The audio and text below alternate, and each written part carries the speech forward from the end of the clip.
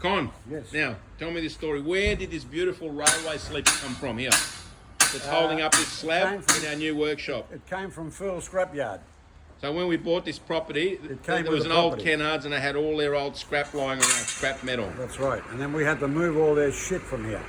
So we've repurposed this bit of old, it looks like a railway sleeper. No, Let's zoom in, I'll show this thing up here. What That's is it? an RSJ.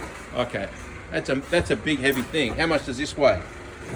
All this here, it took 6 blokes to lift it up here.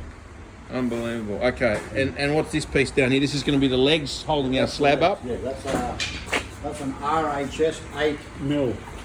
So normally you can't buy this at Bunnings. Not 10 mil. What thickness do you get at Bunnings? About 4.5 mil.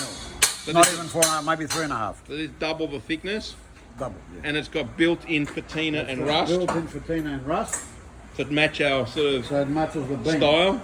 It's matching the beam, And the tiles. So and now it's going to match our cool rusty tiles. All right. That's right. Let's have a look. How thick is this thing, mate?